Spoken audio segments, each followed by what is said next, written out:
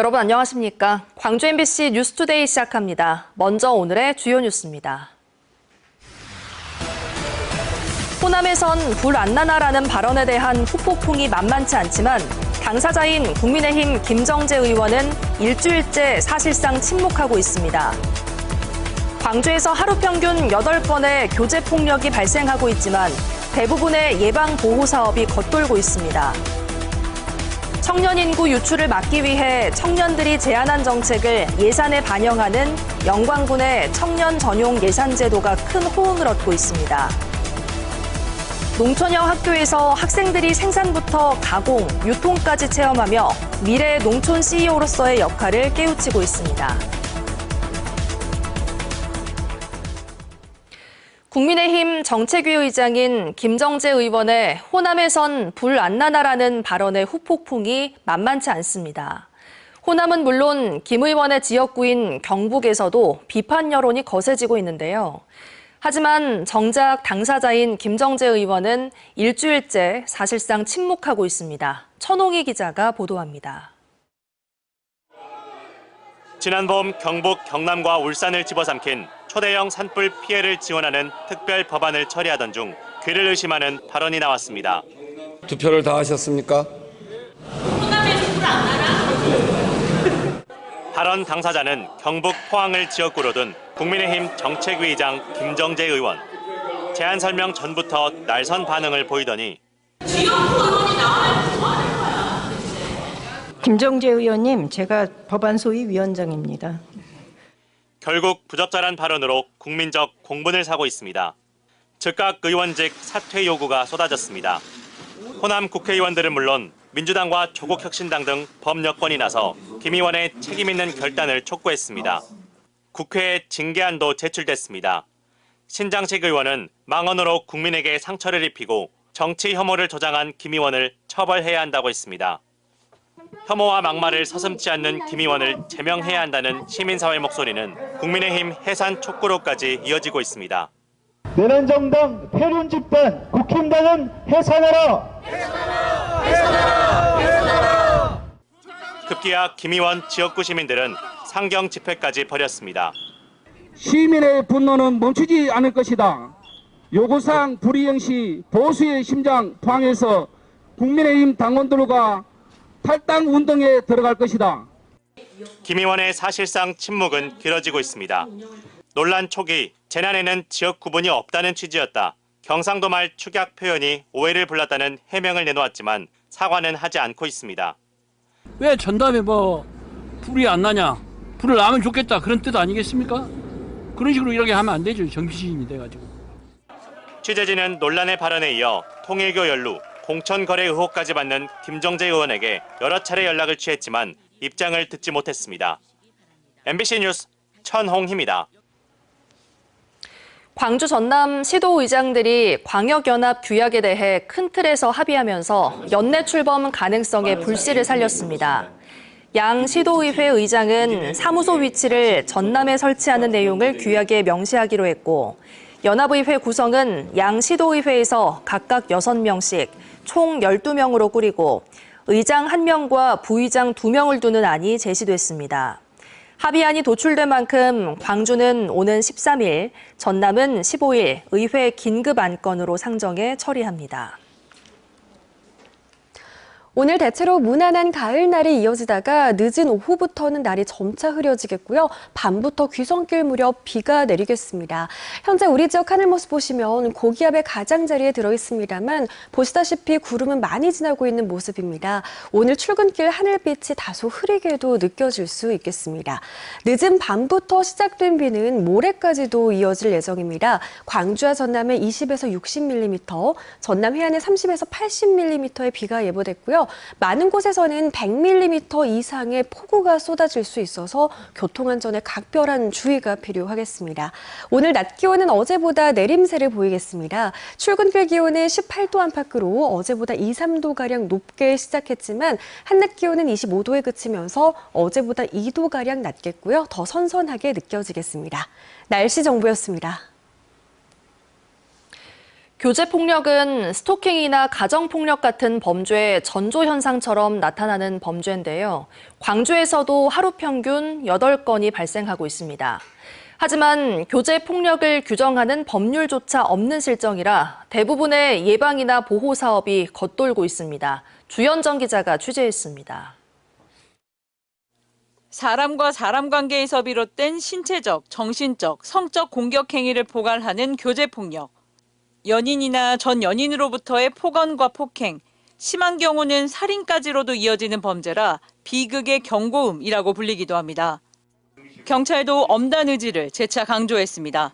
사회적 약자와 고에 대해서는 우리 전 기능에서 집중해서 살펴볼 예정입니다. 실제로 경찰에 접수된 지역 교제폭력 신고 건수는 지난해에만 2,941건, 하루 평균 최소 8건의 피해가 발생하고 있는 셈입니다. 불과 4년 전과 비교해도 2.5배 이상 늘었습니다. 하지만 사회 안전망은 부실합니다. 교제폭력 피해자를 위한 주거 지원이나 치료, 상담, 법률 지원 등 대부분 일이 일어난 다음에 가동되는 전형적인 사후 약방문식 대처에 머물러 있습니다. 서비스를 이용하시는 비율도 사실 예산의 범위 내이기 때문에 굉장히 한정적이고 경찰이 하는 일을 보완하는 정도인 것 같아요. 교제폭력을 방지하기 위한 실효성이 있다라고 평가하기에는 너무 이제 미미한 수준인 거죠. 사업비 부족 등 지원 여건도 열악해 한 해에 3,000명 가까운 교제폭력 피해자 중 실질적인 지원을 받는 이는 10에서 20명 남짓입니다. 그나마 광주는 가해자 재범 위험성 평가를 실시하고 있지만 이마저도 사업비가 부족해 조기 종료되기 일쑤입니다. 교제폭력만을 다루는 독립적인 법률이나 정책 자체가 없다 보니 접근 금지 조치와 같은 초기 개입도 할 수 없는 실정입니다. 피해자가 처벌을 원하지 않으면 사건이 종결되는 반의사 불벌죄인 것도 문제입니다. 현장에서는 제각기 흩어져 있는 관계폭력 관련 법률을 일원화하는 것부터 필요하다고 지적합니다. 가정폭력, 성폭력, 스토킹, 교제폭력 각각의 피해에 따라서 추진 체계가 이루어지고 있어요. 그게 아니라 개별적 피해자에 지원하는 것들을 조금 여성폭력 피해자의 큰 틀로서 추진 체계 안에 지침을 변경해서 누구나 다가 교제폭력 관련 법안은 최근에야 처음으로 국회 상임위 문턱을 넘었습니다. 이번에는 교제폭력 법안이 제정될지 국회로 시선이 쏠리고 있습니다. MBC 뉴스 주현정입니다.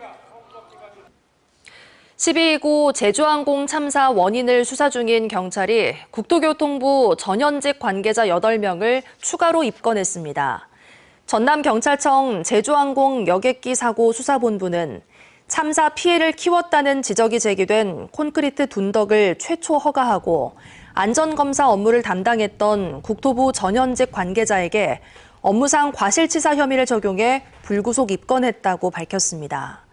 경찰은 활주로 끝에 콘크리트 구조물 형태의 방위각 시설을 설치해 피해를 키운 책임이 있다고 판단했습니다. 이에 대해 유가족협의회는 구속 없이 입건만 반복하는 수사 행태를 규탄하며 적극 수사와 사고 조사 자료의 투명한 공개 등을 촉구했습니다. 온누리 상품권으로 국외 출장 경비를 결제한 혐의로 내사를 받아온 광주 북구의회 의원들이 처벌을 면하게 됐습니다. 광주 북부경찰서는 배임 횡령 혐의를 받는 북구의회 의원 12명 등에 대한 내사를 벌였지만 관련 혐의를 적용할 수 없다고 판단해 종결했다고 밝혔습니다. 앞서 최무송 의장과 임종국 부의장을 비롯한 북구의회 12명의 의원들은 출장비로 온누리 상품권을 구매한 뒤 이를 다시 출장 경비로 지불한 사실이 드러나 논란이 일었습니다.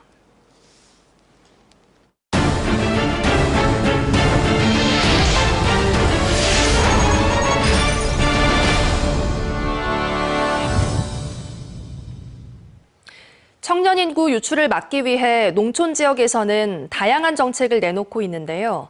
영광군의 경우 청년들이 직접 제안한 정책을 예산에 반영하는 청년 전용 예산 제도를 운영하고 있어 큰 호응을 얻고 있습니다.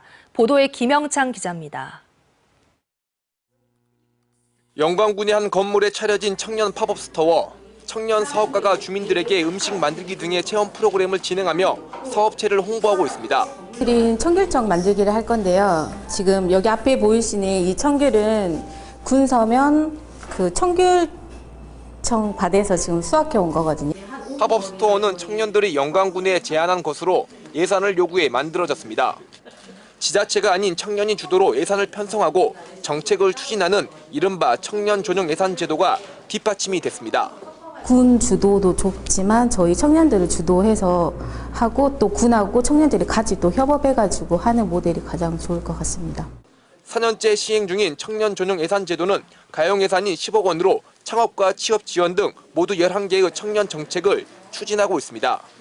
청년들이 제안한 정책에 대해 지자체가 심사를 거쳐 예산을 편성한 것입니다. 청년 맞춤형 정책은 청년 인구 유입이라는 긍정적인 효과를 가져왔습니다. 해당 제도가 도입된 시점부터 최근 3년간 청년 인구는 꾸준히 증가세를 보이고 있기 때문입니다. 지역 소멸 문제로 이제 많이 우리나라 전체의 문제인데 그 문제를 극복하기 위해서는 일단 청년들이 정말 실질적으로 도움을 주는 체감할 수 있는 그런 정책들이 많이 만들어져야 된다고. 청년 인구 유출을 막기 위한 퍼주기식 정책보다는 청년의 목소리에 진심으로 귀 기울이느냐가 청년 정책의 핵심이 되고 있습니다. MBC 뉴스 김영창입니다.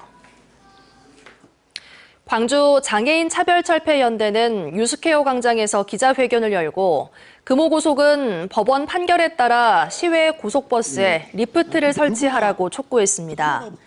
단체는 버스에 리프트 설치가 여전히 이루어지지 않아 장애인들은 명절에 고향 가는 것조차 불가능한 현실이 반복되고 있다며 이는 단순한 불편이 아니라 이동권을 박탈당한 명백한 차별이라고 지적했습니다. 그러면서 정부와 금호고속은 리프트 설치를 위한 구체적인 계획을 하루빨리 마련해 장애인들의 이동권을 보장하라고 강조했습니다. 전남대 법학전문대원의 변호사 시험 합격률이 전국 평균보다 낮은 것으로 나타났습니다. 국회 교육위원회 국정감사 자료에 따르면 최근 3년 동안 전남대 로스쿨의 변호사 시험 합격률은 46.1로 전국 평균인 52.6%에 비해 6.5%포인트 낮았습니다. 이 같은 합격률은 사립을 포함한 수도권 소재 대학 합격률인 61.9%에 비해 15%포인트 가까이 떨어졌습니다. 이에 대해 더불어민주당 김문수 의원은 수도권과 지방 로스쿨 사이의 격차가 고착화되면서 지역 법조인 양성과 지역 균형 발전이라는 취지가 무색하다며 지방 국립대 로스쿨 역량 강화를 위한 방안을 마련해야 한다고 지적했습니다.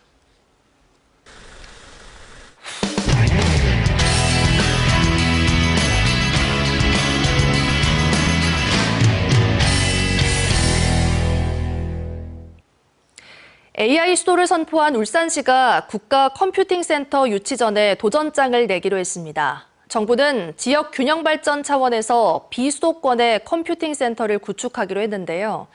울산시는 전력 공급망에 강점이 있는 입지 조건을 앞세워서 우위를 점한다는 계획입니다. 울산문화방송 최지호 기자입니다. 국가인공지능 컴퓨팅 센터는 인공지능 3대 강국을 선언한 정부의 핵심 과제입니다. 2017년 완공을 목표로 민관 합작으로 2조 5천억 원의 사업비를 투입해 대용량 그래픽 처리 장치 10,000장을 확보하는 사업입니다. 지난 5월과 6월 1, 2차 공모는 기업 투자가 위축된 분위기에서 유찰됐지만 이번 재공모는 분위기가 사뭇 다릅니다. 최근 양자 컴퓨터와 반도체 메모리 등 AI 관련 산업에 글로벌 자본이 몰리면서 다시 호황기에 접어들었기 때문입니다. 정부가 인공지능 컴퓨팅 센터를 비수도권에 건립한다는 방침을 세우면서 울산을 비롯한 10여 개 지자체가 유치전에 뛰어들었습니다. 각 지자체들이 전기요금 감면과 세제 혜택, 투자 보조금 등 다양한 인센티브를 제시할 것으로 예상되는 가운데 울산시는 45명의 전문가가 참여하는 인공지능 협의회를 중심으로 유치 전략을 수립 중입니다. 국가인공지능 컴퓨팅 센터가 울산에 건립될 경우 국가 산단에서 생산되는 제조 데이터를 AI 기술과 접목시켜 활용할 수 있고 인재 교육과 연구 개발비로 1,000억 원 이상을 투입하기로 하는 등 타 지자체보다 구체적인 실행 계획으로 승부수를 띄울 계획입니다. 단기적으로는 국가 정책에 부합되는 기술 개발, 인공지능 보급 확산 및 인재 양성 중심으로 추진하고 장기적으로 대형 국책 과제를 준비하여 이미 SK와 아마존 등 글로벌 기업들이 수조 원을 투자해 데이터 센터를 건립하기로 한 점도 강점입니다. 친환경 열병합 발전소와 부유식 해상풍력 단지 등에서 공급될 안정적인 전력은 타 지자체보다 우위를 점할 수 있는 조건입니다. 울산은 제조 현장과 데이터, 에너지 기반을 모두 갖춘 최적의 도시입니다. 연구자와 기업들이 울산의 기반을 폭넓게 활용할 수 있도록 AI 수도 도약과 산업 변환을 추진 중인 울산이 입지적 장점을 앞세워 대형 국책 사업을 따낼 수 있을지 주목됩니다. MBC 뉴스 최주호입니다. 놀 인터파크에서 본인도 모르는 사이 400건이 넘는 카드 결제가 이루어진 사건과 관련해 금감원이 카드사의 손을 들어줬습니다. 영문도 모른 채 결제를 당했지만 책임은 피해자에게 있고 돈을 내라는 카드사의 결정도 정당하다는 겁니다. 원주문화방송 유주성 기자가 취재했습니다. 지난 7월 자신도 모르는 사이 놀인터파크에서 8차례에 걸쳐 BC카드로 400만 원을 결제당한 박모 씨. BC카드가 해당 결제를 취소해주지 않자 금융감독원에 분쟁 조정을 요청했는데 금감원은 카드사의 손을 들어줬습니다. 카드사는 결제 과정에서 카드 비밀번호 등의 정보가 입력된 걸 근거로 피해자들이 정보 유출 가능성을 알고도 적절한 조치를 취하지 않아 정보가 유출됐고 결제가 이뤄졌다며 책임을 돌렸는데 이런 주장을 받아들인 겁니다. 비밀번호가 입력이 된 거는 고객이 분리해서 유출했을 것 같습니다라는 주장을 배청할 수 없었기 때문에 일단은. 하지만 다수의 피해자가 영문도 모른 채 400건 넘게 결제를 당했다고 주장하고 있어 비밀번호 유출을 인지했을 가능성은 낮습니다. 핸드폰이나 카드 이런 거 전혀 분실하지 않았고요. 전혀 이용한 사실이 없습니다. 현재 경찰 수사가 진행 중이라 개인으로부터 정보가 유출됐는지도 불분명한 상황에서 개인의 중과실이라고 단정할 수 없는 겁니다. 다수의 피해자가 발생한 이 사건의 경우 단순히 이제 본인 인증 절차가 있었다는 사실만으로 고객의 중과실이 있다고 보기는 어렵고요. 카드 회사가 구체적으로 고객이 어떤 행위를 통해서 접근 매체를 노출, 누설, 방치했는지를 증명해야 된다고 생각합니다. 법에선 고객 중과실 같은 예외적 상황을 제외하곤 부정결제에 대한 책임을 카드사에 지우고 있어 결국 금감원이 법 취지와 법리에 어긋난 결정을 내린 것 아니냐는 비판이 나옵니다. 금융범죄 사건의 피해자들을 보호해야 할 금감원이 카드사의 주장을 제대로 된 검증 없이 그대로 받아들이면서 피해자들을 2번 울리고 있습니다. MBC 뉴스 유주성입니다. 올해 사과 작황이 양호한 편이지만 정작 차례상에 올리는 대과의 공급이 줄면서 다시 비싼 금사과라는 말이 나오고 있습니다. 소비자도 가격 부담에 낮게만 구매하거나 마트에서도 선물 세트 구성을 바꾸고 있습니다. 안동문화방송 김서현 기자의 보도입니다. 전국 최대 규모의 사과 경매장이 있는 안동시 농수산물 도매시장. 추석 연휴를 앞두고 막바지 작업이 한창입니다. 사과 선별기가 바쁘게 돌아가고 중도매인들이 경매 시간에 맞춰 몰려듭니다. 올해 사과 작황은 양호한 편으로 공급량도 안정적입니다. 하지만 차례상에 올리는 대과가 예년에 비해 물량이 부족해서 추석에 가까워질수록 값이 오르고 있습니다. 7월, 8월 아주 무더위에 좀 사과 품위가 좀 사실 손상을 많이 입었고요. 전체적인 물량은 뭐 예년에 비해서 큰 차이는 없겠으나 차례상에 올라가는 뭐 품위가 좋은 사과들은 예년에 비해서는 많이 좀 부족한. 안동농협 농산물 공판장 시세표에 따르면 최상품 사과의 최고가 시세는 9월 셋째 주만 해도 20만 원 선이었습니다. 하지만 그 다음 주가 되자 홍로 품종 최고가는 42만 원, 아리수는 44만 원, 양광은 45만 원까지도 치솟았습니다. 추석을 약 일주일 앞두고는 30만 원 선으로 다시 내려왔지만 지난해 추석 전과 비교하면 품종별로 15에서 40% 이상 오른 겁니다. 마트나 시장을 찾은 소비자들도 사과만은 체감 물가가 높다고 말합니다. 봄배는 좀 가격대가 무난한 것 같고, 네. 사과는 좀 비싼 것 같은데요. 사실지 안 사실지. 예, 그래 망설이죠. 그 아리수가 사과가 맛은 있는데 홍로보다는 아주 한 2배 정도 비싸요. 제수용이어도 중소가를 택하거나 박스 단위보다 낱개로 구매하는 비중이 적지 않습니다. 마트도 명절 선물 세트를 사과만 있는 단일 세트보다는 비교적 가성비가 좋은 사과와 배 혼합 세트로 구성하는 등 판매 전략을 달리하고 있습니다. 부담을 낮추기 위해서 이제 본판장에서 직매로 저희가 판장 이제 경매를 마친 것들을 바로 가져와서 저희가 직접 수자급으로 그리고 용기를 좀 더 저렴한 걸로 바꿔서 이제 가격대를 많이 낮추려고 노력하고 있습니다. 추석 대과가 사라지면서 조상께 크고 좋은 과일을 올리고 싶은 소비자들은 제수용 과일 선택에 고민이 깊어지고 있습니다. MBC 뉴스 김서연입니다. 2025 광주 디자인 비엔날레가 개막 한 달을 맞으며 관람객들의 좋은 반응을 얻고 있습니다. 포용을 주제로 한 올해 전시에선 교통약자를 고려한 이동 서비스와 사이보그 기술을 재활에 접목한 대학생들의 작품 등이 주목받고 있고 가족 단위 관람과 장애인 단체 관람이 이어지고 있습니다. 모두를 위한 디자인을 추구하는 2025 광주 디자인 비엔날레는 다음 달 2일까지 광주 비엔날레 전시관에서 계속됩니다. 광주의 한 노래봉사단이 추석을 앞두고 장애인 복지시설을 찾아 공연 봉사를 펼쳤습니다. 사랑실은 노래봉사단은 어제 광주 남구 귀일 민들레집을 찾아 노래와 판소리, 춤 공연과 함께 2천만 원 상당의 후원품을 전달했습니다. 사랑실은 노래봉사단은 1993년에 결성된 순수 민간 봉사단체로 복지시설과 교도소 등에서 550여 차례 방문 공연을 이어오고 있습니다. 오늘 대체로 무난한 가을 날씨가 이어지다가 늦은 오후부터는 날이 점차 흐려지겠고요. 밤부터는 비가 내리겠습니다. 현재 우리 지역 하늘 보시면 고기압의 가장자리에 들면서 구름만 많이 지나고 있는 모습입니다. 출근길 구름 때문에 하늘빛이 다소 흐리게 느껴질 수 있겠습니다. 한편 오늘 밤부터 귀성길 무렵까지는 비가 예상됩니다. 광주와 전남에 20에서 60mm, 전남 해안에는 30에서 80mm의 비가 내리겠고요. 많은 곳은 100mm 이상의 폭우가 쏟아질 수 있어서 교통안전에 각별한 주의가 필요하겠습니다.